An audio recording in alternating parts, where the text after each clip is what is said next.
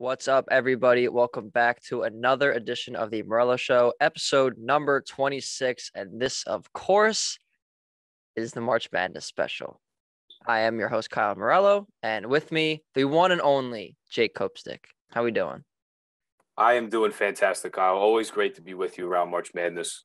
Best time of the year, in my opinion. This is my Super Bowl, so to speak. Last time I was on with you, we were talking about the Super Bowl. But if you know me, I'm a college basketball fanatic. It's my favorite time of the year. I haven't been doing anything else the last month besides watching college basketball every day. So this is my Super Bowl. This is my favorite time of the year, and can't wait to get started and talk about it. Speaking of the Super Bowl, I literally have not been. I mean, obviously, we've been doing MLB labor talks too. I'm glad that's finally over. But besides that, this is what I've been focusing on. Not the NBA. The Knicks stink. I mean, the Rangers are good. We're gonna put them off until the beginning of April, and then we'll get back on the Rangers playoff train. But this is what I've been doing. So I'm very excited for this. One more quick caveat before we get into the brackets, which obviously that's why we're here. This is 1 year since this podcast started. The podcast started last year with you and me doing bracket talk. Thank you. Very exciting. I know I've only done half of the year now because it's only episode 26. There was some time off and blah, blah, blah. I've been doing a lot, but I'm thankful for you guys for listening for a year and tuning in, and I can't wait for the next one and many more. So without further ado, let's get into the bracket. I had some feelings yesterday when I sat down with a blank bracket. Shelby, not your kind of feelings, but close. I'm not gonna lie. This is the best time of year. So Cope, off the bat, we're looking at the first round, the round of 64. Give me, let's say, two matchups right now that you're enamored by. So two matchups I really like. The first one, I think I'm just going to give out my upset pick now because this was a game that made me stand up off the couch because I thought it was so good. By all means. Is going to be the South Dakota State Jackrabbits against the Providence Friars. Providence has been a terrific team all year. They won the Big East regular season title. Now it's debatable because they had 3 games canceled due to COVID that never got made up. Villanova swept them, but Villanova lost because they had more losses in conference, even though they had more wins and had played more games. But I digress. Providence, very good team in crunch time. They were terrific, almost a pristine record in games decided by 5 points or fewer. However, what throws people off is that luck rating on KenPom. One of the luckiest team this year, one of the luckiest we've had in the last 5-6 years. However, this South Dakota State team, they shoot it very well. 2 guys that you may not know about. One is Baylor Shireman, terrific shooter, passes, really does. They run the offense through him. He can facilitate a little bit. He's the engine that makes his team go. But also don't forget about Doug Wilson, who was also a Summit League Player of the Year a couple years ago. So they have 2 guys that are basically superstars in the Summit League. This team shoots just a shade under 45% from 3 as a team. That is the ultimate recipe to beat a team like Providence in March. If you can get hot from 3, even if it's just for 1 game, and you can force the other team to not score as many points. Providence wants to play slow, stay in the half court. South Dakota State wants to score a lot of points and get outrun. I think South Dakota State, who is also one of the best mid-major teams in the country, 130 games, can upset the Providence Friars even after the great year that they had.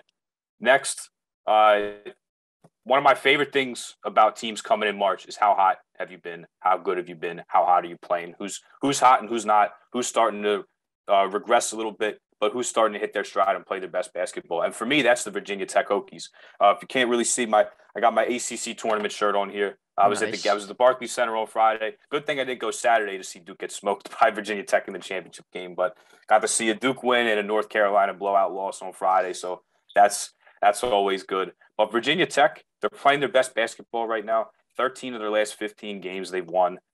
They match up very well with the Texas team that they have to play, who I don't feel like has really had the synergy that they've needed all year. It's been a bunch of transfers that Chris Beard brought in, obviously his first year at Texas. They haven't really meshed and really hit their stride. I'm still waiting for, they're winning this many games in a row, really hit a streak. They beat Kansas, but early in the year, lost at Seton Hall, had some other games that they lost that they probably could have won, that could have built their resume a little bit. But Virginia Tech's playing their best basketball right now. They shoot the 3 very well. Hunter Couture had the game of his life on Saturday against Duke, hitting all those threes. I had nightmares of him because he was hitting everything, whether that was a shot at the end of the buzzer, from the shot clock, or just getting open and hitting and stepping back in a guy's face.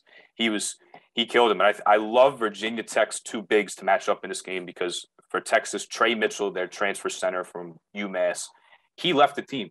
And he was really their only true center that they had. So now they're starting Christian Bishop, who's only 6'7", 6'8". And you have two bigs from Virginia Tech and Justin Mutz and Keve Aluma, who, although they're not true 6'10" or 7-foot centers, they can pass. Justin Mutz is actually the leading assist guy on this team. They can do the dirty work. Aluma can pass out of a double team, can hit guys on the move, can hit shots, can operate out of the post, 1 to 3-point line. So I love the matchup that Virginia Tech has here. And it's especially because I have one team that's starting to regress a little bit. Chris Beard said at their press conference, he goes, I'm still trying to teach guys to make winning plays and to hate to lose, because they blew an 18-point lead at halftime to TCU in the Big 12 tournament, got sent home early on Thursday. And the fact that he's saying that in March, I don't like that at all. This Virginia Tech team's playing connected. They're playing their best basketball, and I'll take a hot team over a team that's regressing that maybe is a higher seed any day of the week when it comes to March.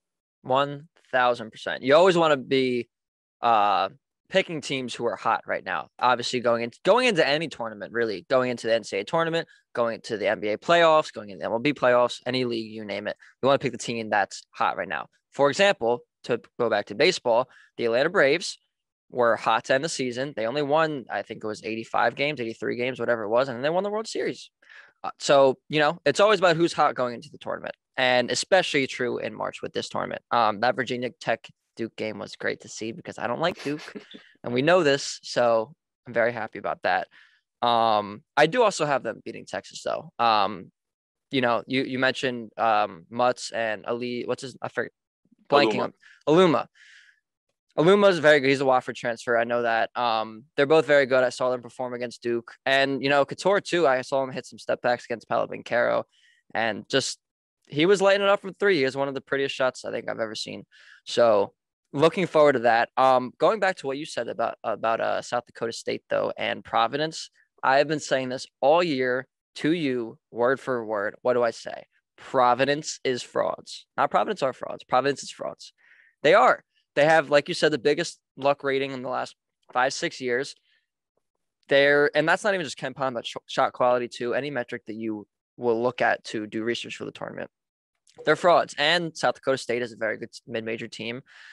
Their offense is great. Their defense is questionable, but if you make threes in the tournament, you're going to win more often than not, especially if you're a lower seed team. So those are two games to look out for. Another one that I had a lot of people are talking about, Illinois and Chattanooga.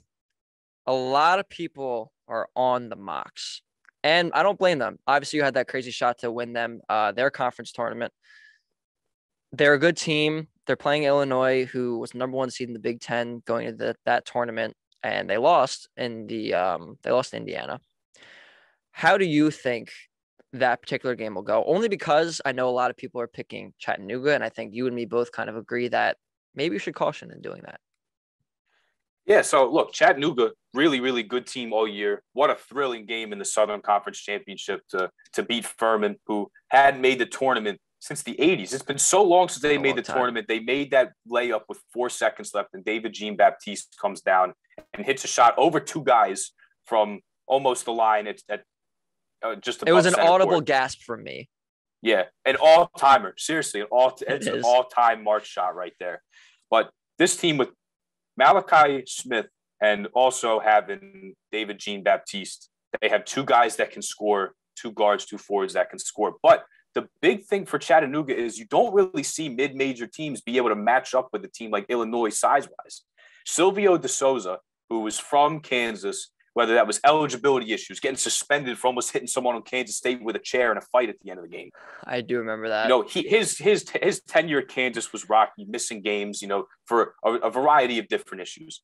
He now lands on his feet here at Chattanooga, but he's a legitimate top recruit 7-foot center. You don't see that often from a mid-major team. And because of that, you have a body to throw at Kofi Coburn that other teams don't. You look at Illinois last year. Yeah, they played Drexel, and I'm not even comparing Drexel to Chattanooga even in the least bit, but they didn't have any of the athletes in the bodies to throw on Kofi Coburn. Dominated him.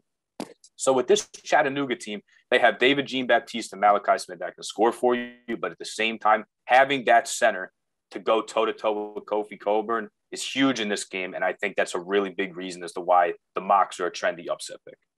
But do you think that they will win this game? I personally don't, because I think Illinois got a chip on their shoulder from last year, losing early as a 1 seed. I had them as my champion. I thought they were a team of destiny. I got my brackets from the last couple of years hanging right above on my laptop, where on my wall right here. And, I had Illinois going all the way. Thought they were a team of destiny. They got bounced early by a team in Loyola that ran a masterclass in that game. Illinois liked to play aggressive defense, play aggressive in the passing lanes. Loyola had long possessions. They were able to get guys off backdoor cuts and really just play off the aggressiveness of the Illinois defense and use that to their disadvantage. So I think they have something to prove in this tournament. I like the team that they have. I think Chattanooga will keep it close. Absolutely. They will not get blown out here. But I think the Illini will be moving on because they're going to have that chip on their shoulder from last year's early exit.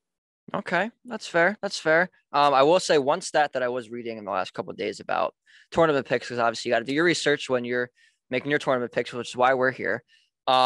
Teams who have lost in their first conference tournament game that are like higher seeds generally do not do well in the tournament. Obviously Illinois lost to Indiana.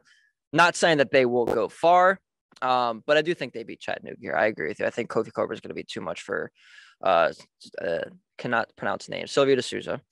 And, their guards are good too, but Illinois is Frazier. They have Corbello. They have Brad Underwood as their coach. I don't know. I like them here. It's going to be a close game though, like you said. Let's get into a little bit further the bracket. Now, another stat that I want to point out before we even get to what we're going to do now. We're not going to do the champions and Final Fours just yet, but we're going to get into other matchups. But one stat I wanted to point out was, I don't know if everybody knows about KenPom.com, started by Ken Pomeroy, big stat guy.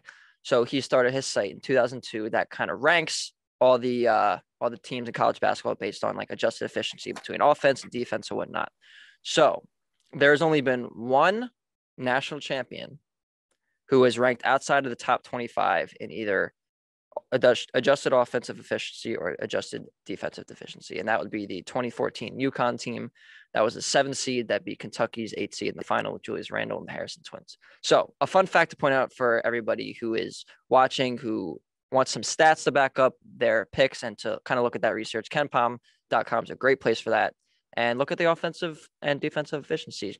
If they're outside the top 25 and 1, it is not likely that they're going to win a championship. So fun fact for you there. Keep that in mind when you are doing your research. Okay, so getting into the second and third round matchups, Sweet 16 and whatnot. What's one intriguing matchup that either you was hard for you to pick, that you want to see, that could possibly happen? What do you think? So a matchup that I think so first of all, I'm intrigued by, and I would have a really hard time picking the game, and I think there's a really, really good chance it could happen, is number 4 Arkansas having to play number 5 UConn in Gonzaga's region in the West. Those are 2 teams that I've said for a couple weeks now I don't want to see in March. UConn is starting to hit their stride. They beat Villanova at home, and then they lost to them in the Big East tournament. But for them to get that Villanova win was big for them. They play physical. They crash the glass. They have a lot of size. They play very aggressive. They'll catch a team sleeping. I think they'll beat New Mexico State in the first round. But then Arkansas, too. Arkansas has been on fire. Now, they got beat pretty badly by a hot A&M team that should have been in the tournament, but we'll get to that later. We'll get to that. But if I had to see Arkansas and I had to see UConn, Adama Sanogo versus Jalen Williams from Arkansas, that would be a great matchup. 2 teams that are gritty, that play defense, that are going to be aggressive and real physical. That would be a really, really good 4-5 game that I'd like to see. You're going to see a lot of fire on the sidelines in that game too, with my guy Eric Musselman and, of course, Danny Hurley from UConn. There'll be a lot of yelling going on, a lot of passion intensity on the sidelines, but that's a game I have circled that I'd really like to see in the second round, and I think we're going to be able to see it. I 100% think we're going to be able to see it. Not saying that New Mexico State or Vermont are bad mid-major teams playing these higher major teams. I actually think Vermont's a very good team, and if they had an easier matchup, there's a good chance I would have picked them. But this Arkansas team's good. They grind out wins. They play defense, like you said, and they have a great coach in Eric Musselman, and that is very, very important in March. And he's been there. They've obviously made a few runs the last few years, so that's going to be a great game, and I'm looking forward to that potentially happening. My one on this, and this is going to be really intriguing. Villanova in the South region against Loyola Chicago, the Ramblers. I have them beating Ohio State in the first round. Another team that I think is a fraud is Ohio State. They have a very good player in EJ Liddell, who's a National Player of the Year candidate, but outside of that, not a ton. And the Ramblers have experience. They have Lucas Williamson, who's a great defender. I'm really looking forward to that matchup, number one. But number two, this Loyola Nova matchup. I have the Ramblers winning if they play, which might surprise some people. Nova's got great guard play with Colin Gillespie. Obviously they have great recruits come in. You see John Rothstein's tweet about them being the Fortune 500 company, and they're honestly a blue blood at this point. At least they have been in the last 10 years. But this Loyola team is very well coached. They don't have the exact same defensive makeup that they did a year ago when they beat Illinois, but their offense is a lot better. Their conference was great this year. The MVC was great. It usually is, but it was even better this year too. They're battle tested, and I think they're going to give Nova fits, especially with Lucas Williamson probably guarding Colin Gillespie. So that's my pick for an intriguing second round matchup, and I pray that it happens because that means one, I'm right, and I like being right, but two, it's going to be a great game. So I'm looking forward to that. All right, we're going to get into the later stages of the brackets here. Let's go through this. Listen, I got mine filled out right here. We're ready to go. Hopefully nobody saw the winner yet, but we're going to get into this. So, Cope, give me your Elite Eight here. Go down the brackets, read them off. This is very uncharacteristic of me, but I have not filled out a bracket yet, even on paper. Usually I'm the first guy to do it. However, I will probably do it tonight when we're done. It's been good. I've just kind of sat back a little bit, been able to evaluate matchups, read a lot, listen to a couple different podcasts and what people are saying, seeing what sides, the public may be on here. So I've just been sitting back, analyzing matchups a little bit. Will I fill one out? Of course. That would be miss of me not to. That would be completely not me to not to. But I've taken some time to look at matchups here, really break things down. But I haven't filled one out yet. But okay. I will. So I will keep everybody tuned in. So me just going off of my memory, I like Gonzaga to make the Elite Eight. There's that 8-9 game that they have with Boise State and Memphis. If they had to see a team full of really physical and tough athletes like Memphis who can out-athlete a lot of teams, that will give them a tough matchup. But look, they've been the best team all year. They probably have the single most talented player in the country in Chet Holmgren. He's a unicorn. He can do it all. He's exactly what you would want in a number one pick. His talent is off the charts. They've been terrific all year, battle tested. Yeah, they had a loss to Alabama and a loss to Duke, and they lost to St. Mary's, but they beat St. Mary's twice. They were able to beat San Francisco 3 times. Some other really good non-conference wins. So I have Gonzaga. I'm worried about my Duke Blue Devils getting out of the West region. That they drew a tough region, having to play Texas Tech, Gonzaga, Arkansas, or UConn in some capacity.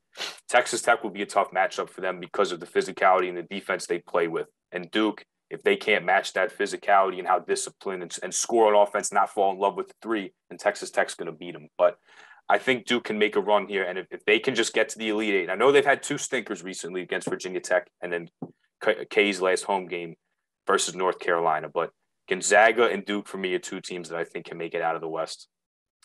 I'll give out one of my sleeper teams. I think I was going to make a run here. I was going to be in the Elite Eight. They're on fire right now. Keegan Murray, we have to talk about him actually being the best player in America right now. He has been his transformation from last year to this year, averaging 7 points a game last year to 23 this year, leading his team in blocks, being literally a 5-tool player for them. He made 8 threes in the Big Ten semis against Indiana. We have to talk about him being legitimately the best player in the country. So Keegan Murray and Iowa, I think, are going to make a run to the Elite Eight at least, maybe even the Final Four. So I know that really doesn't answer your question because I haven't filled one out yet. No, that's okay. That's okay. I have 3 teams there. Duke is liable to get upset by Texas Tech. I think Arkansas or UConn can give Gonzaga a game, but I like those 2 teams. But Iowa is going to be my team to go on a run here. They're getting hot at the right time, and they actually have a legitimate superstar in Keegan Murray. We'll spoil a little bit. I'll read off my Final Four because I got that in front of me right now. But I have Iowa in the Final Four. I do. They are the hottest team in America, at least of high major teams. I mean, obviously there's teams like Murray State and there's South Dakota State and whatnot, but they're the hottest team in America that has the chance to make a Final Four run. Keegan Murray is an unbelievable prospect. I didn't even see him coming, but he arrived in the scene this year, and they slowly in the last couple of months have become one of the best teams in America. And the fact that they're under Providence in the same region is baffling. But I have them going to the Final Four. I think that Kansas is a weaker one seed, probably the weakest one seed in my opinion. Obviously, they're a good team, but I forget who it was yesterday saying, I think it was Rothstein that said they're not the same Bill Self Kansas team in terms of talent and makeup and whatnot. And I agree. So I have Iowa beating them, and I have Iowa beating Auburn in that same side of the bracket of the Elite Eight to get to the Final Four. My East region is pretty interesting. I actually have UCLA beating Baylor in the Sweet 16. This UCLA team's tricky for me because they have all the talent in the world. They have a facilitating point guard, Tiger Campbell, who can sneakily shoot, by the way. Let's not forget. They have a superstar in Johnny Juzang. They have a stretch four, I guess if you want to call it, in Jaime Jaquez. They have Bernard, who can shoot and who's been there. He's a senior. They have Cody Riley, who's an offensive big man. They have why am I blanking on his name right now? Jalen, what's his fucking name? Clark. Yes, Jalen Clark. They got Miles Johnson too. And Miles Johnson. They're a loaded team. They're a reloaded team. Obviously, they ran into a buzzsaw in Arizona in the Pac-12 tournament, and that game was great. It was a phenomenal game. But I have them beating Baylor team who's banged up. They're a great team still.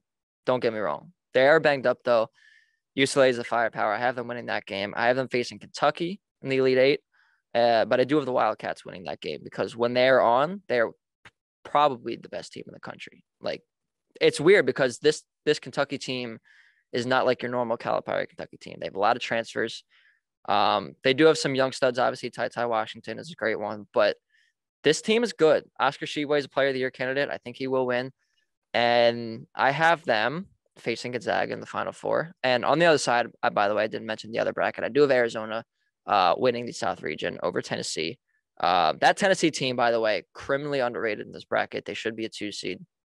Honestly, I think they should be above Duke. No offense, but the metrics do say so.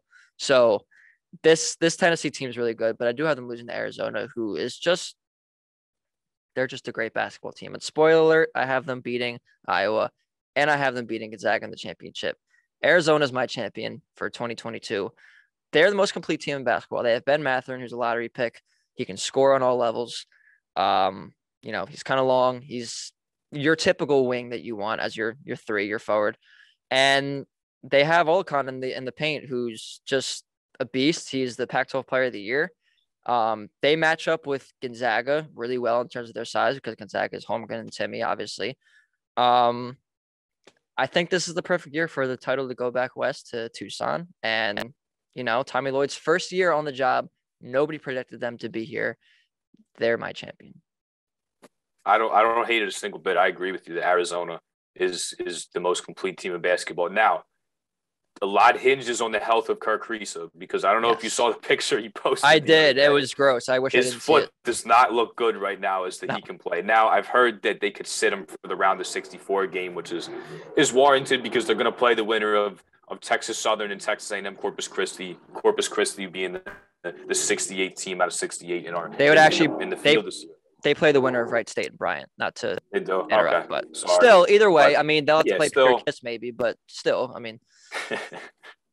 really looking forward to that game, by the way. Wright State, Bryant, Peter Kiss is awesome. And Jared Grosso, it's only a matter of time. I think maybe he'll go back to Bryant after this year to defend his NEC championship, but he's going to be, whether that's a mid-major job next year or a high-major job at some point, he's a young coach that's on the rise here. But Arizona, the guard play they have an elite guy and a legitimate superstar in Benedict Mathurin. He's a terrific athlete, shoots the 3 ball well, can pass a little bit. Him and Dalen Terry have been sharing the point guard duties now that Kirk Kriisa is done. And they did well. They came from behind to beat UCLA in the Pac-12 championship game. Yes. And you look at all the bigs they have down there. They're the biggest team in college basketball this year. You look at Christian Coloco, who is almost like a guard on the perimeter, one of the best shot blockers in all of college this year. Is terrific. That's who I meant. I don't know why I said Olacon. That's a football player.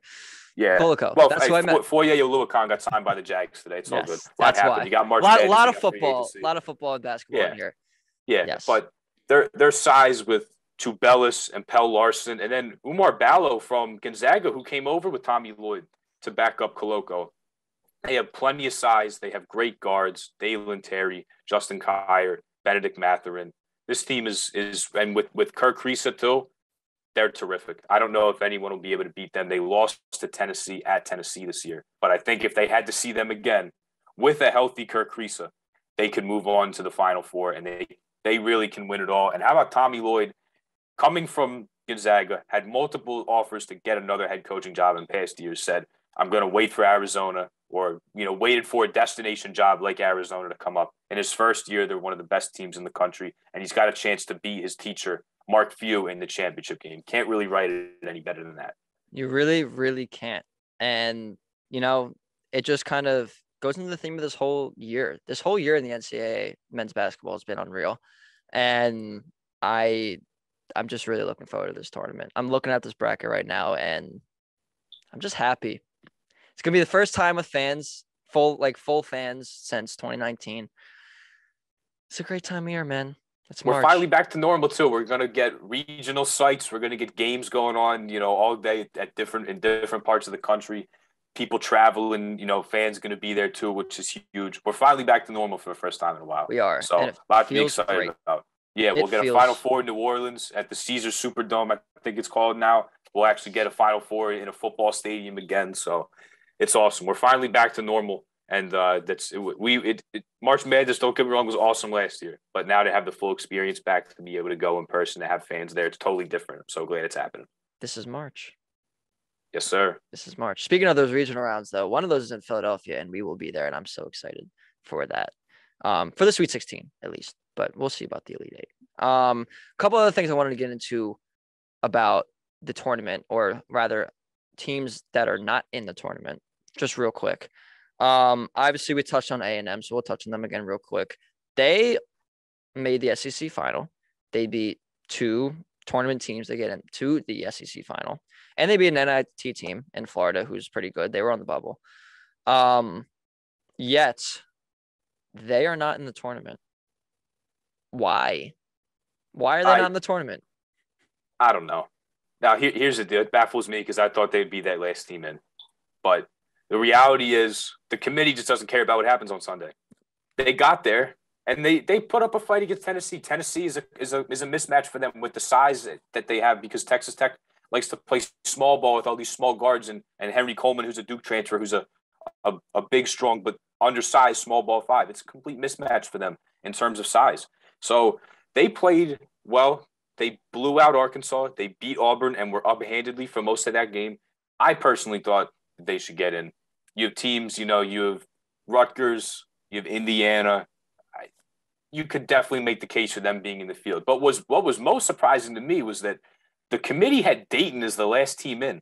Yeah. And that if the Richmond Spiders didn't win the A10 championship on Sunday, Dayton would have made the field, who just lost at LaSalle at the end of conference play after Dayton went on a run in the A10. I don't understand it. They clearly don't take into account what happens on Sunday. You can also tell because Tennessee is a 3 seed, like you were saying. I'll be the first to admit to you as a Duke fan, I was a little bit shocked when they had a 2 seed. I thought that you could have made a legitimate case for Tennessee getting a 2 seed over them. But the reality is they just don't watch the games on Sunday. The bracket's probably set by the time you wake up Sunday morning anyway, unless something happens like Richmond did, where the committee just bumps off Dayton, who shouldn't have even been there in the first place. I was going to say, they have contingencies. You know that. You know they have contingencies. Even this year, last year, look, we had VCU pull out. So this year they named the alternates, but that's not actually going to happen. This year, God forbid some team were to get COVID. I don't even know who's testing anymore. So they still gave us the list of alternates, but I don't think we're going to get any this year as opposed to last year. And then last year, VCU just had to cancel. They couldn't even get a replacement team in. Which was unfortunate. I was looking forward to that game. But yeah, we would have loved to see Bones Highland get to play in the tournament last year. Yeah, it's baffling. They really do not care about the conference championships on Sunday, and they should. I mean, obviously, they have to pay attention to the automatic qualifiers and whatnot, but yeah, I mean, it was baffling to not see A&M get in the tournament. It was also, like I said, baffling to see Tennessee still be a 3 seed. There's one other thing that I know you and me want to talk about, and I'm upset, Cope.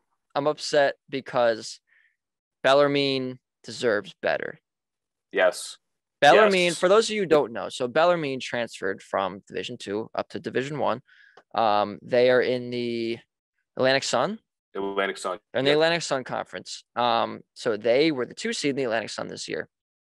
NCAA has a rule where you have to wait a certain amount of time if you transfer to Division I to be eligible for postseason play in the NCAA tournament. They were still allowed to, however, play in the conference tournament, which was a little weird, but they were the 2 seed. They went all the way to the championship game. Now, the number 1 seed, Jacksonville State, had lost to Jacksonville in the semis. So it set up a scenario where if Bellarmine won the Atlantic Sun Conference tournament, they were not allowed to play in the NCAA tournament despite winning the automatic qualifier, which would then mean that the top seed in the regular season, Jacksonville State, was the one to get the automatic qualifier for the A-Sun, not Jacksonville, who had beaten them to get to the championship. And of course, Bellarmine won, and Jacksonville State is now in the tournament, and they are facing Auburn. It's weird. I just hate it. I absolutely hate it. What do you have to say about it? Because this is, excuse my French, but it's kind of fucked up. Well, you laid it out perfectly. You laid it out perfectly. You couldn't have said it any better. But everything that you said did not make any sense because the rule is completely useless and doesn't make any sense. You couldn't even just give Jacksonville the bid for making it to the championship game. And by the way, this is not the first year after they transferred. This is the second year after Bellarmine transferred to the Atlantic Sun Conference, to the Division I. So it's not like if they said wait a year and then, blah, blah, blah, which, makes more sense. But it's the second year. So sorry to interrupt, but I just had to give that caveat. No, absolutely. And it's weird that this rule has to go on for 4 years. There's really no benefit to everybody involved because the NCAA, basically what the wording is we're going to give a team and an athletic department 4 years to transition up to what a D1 program is. Bellarmine travels on the road a lot. They need buy games to fund their athletic program. They went to Purdue. They went to UCLA. They'll play road games against all the big teams to make some money for their athletic department. But there comes lodging and transportation and all this other logistics that you're going to have to pay for out of your budget that you might not have. So the NCAA is basically like, we'll give you 4 years to kind of get up to speed. But there's been no hiccups for Bellarmine. It's not like they can't get a hotel somewhere. It's not like they can't travel somewhere. They were the best team in this conference and in terms of the tournament. Yeah, Jacksonville State was number 1. They ran the table in the conference.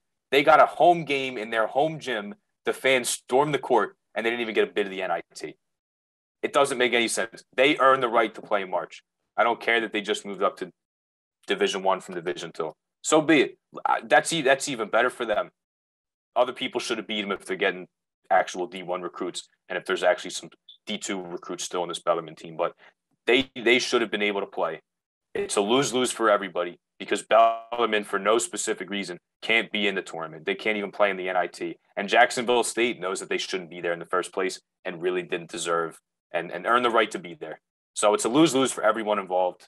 Scott Davenport did a great job with them this year. Even last year, having to deal with the COVID pandemic in their first year in Division I, they were still competitive. They were still feisty in the Atlantic Sun. So hopefully that rule gets amended. But I know for sure that with the way that Bellarmine's been playing, it's only a matter of time before we actually get to see them in March. Very soon, I think. Very, very soon. But it's a travesty that they are not here for the 2022 version of the NCAA tournament. And no disrespect to Jacksonville State, but Auburn's probably going to give you justice for Bellarmine. So it is what it is. They're also Auburn team very too. good. But yes. Losing to A&M. Katie Johnson didn't make a shot the other day. And he I love the energy he brings and the way he plays his tail off for Auburn. So, he's going to be he's going to be chomping at the bit to come back and play a game. But you have a pissed off Auburn team that feels like they're being disrespected against a team that really knows they shouldn't be here. I think Auburn's going to smash them. No disrespect to Jacksonville State. You didn't earn the right to be here. That's all there is to it. That's all there is to it. You didn't cut down the nets and win the A-Sun at the end of the day. So I think Auburn cruises over Jacksonville State pretty easy in the round of 64. I agree. Justice for Bellarmine. That's what I'm saying. That's what I'm going to keep saying for the rest of March. One more thing before we go. I just wanted to point out this game. Where was it? I just lost it. Well, number one, we have a revenge game in the Davidson-Michigan State. Former player for Michigan State transferred to Davidson, and now he is playing them in the NCAA tournament. So how about that for storylines? Where was that game I was just looking at? Wow, this is embarrassing. There it is. Yeah, so Jelly Walker's great, but don't pick them to win. They're not beating Houston. Look, UAB, and there's a couple teams in Conference USA and in that region with Louisiana, Lafayette, and then UAB as well. They just love South Alabama is another team in that geographical region. They love to bring in these high major transfers and put together a team that way and mesh a team that way. It's not really getting guys out of high school. It's bringing down these high major transfers. So they have Jelly Walker, who was at Seton Hall for a year, was at Tulane for a year, and it's interestingly enough, he played Houston 4 times during his time in the AAC. 3 times last season, only once the season before. 0-4 against Houston, averages less than 12 points a game. He is a prolific scorer in Conference USA for the UAB Blazers, but can be a bit erratic with the ball, shoots almost 9 threes a game. He's getting them up. Now, Jelly Walker, we all know he's electric. He can fill it up, but this Houston team, I know they played in a conference that in the American that had a down year. The DNA and the makeup of this team and the style that they play, they can beat just about anybody, and they will make life hell for you. They jump on you in the first couple minutes. I saw them play Temple the day after New Year's, and that first 6 minutes, they were up 18-5. They forced 4 turnovers. They don't give up many points. They're 4th in points allowed, but the way they just pounce on you to start a game, guys diving on the floor, crashing the glass on both ends. They are a terrific offensive rebounding team, and that's part of what makes them great is that Kelvin Sampson will even say, maybe we don't shoot great percentage-wise, but if we get 2 and 3 looks at it, crashing the offensive glass, we'll score our points. We won't really care what the percentages say. So the defense, the toughness, diving on the floor, crashing the offensive glass, the physicality and the tenacity of this Houston team. UAB is a popular pick. A lot of the public is on them. But I think this Houston team is flying under the radar. I know what I'm getting with them. I know what I'm getting with this Houston team. They're going to play physical. They're not even going to go up and down. They're not a team that loves to fly up and down the court, but they love to create havoc, force the other team into turnovers. They don't turn the ball over themselves is what I like to.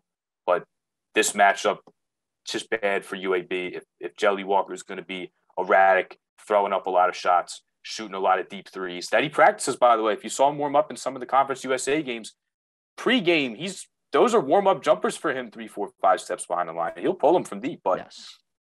Houston will if he's not hitting, they'll gladly let him fire away crazy shots like that. Erratic and crazy style, it plays right into Houston's hand. So as much as, UAB, they're exciting in Conference USA, that 5-12 upset is what people love. I do like the Cougars to move on here. Me as well. And Houston's top 10 in KenPom, so keep that in mind. But we're almost out of Zoom time because I have the free version again. So we have a 40-minute time limit. But we also don't have any more to talk about either. So Jake Copestick, thank you so much for coming on. Appreciate you as always. This is March. And thank you all for tuning in and listening as always. It's been a year full of awesomeness. That's the only word I can think of right now. But thank you so much. And I can't wait to keep it going for the next year. And that's all for the bracket special. We will see you. Well, we sleep in May, but we'll see you next week.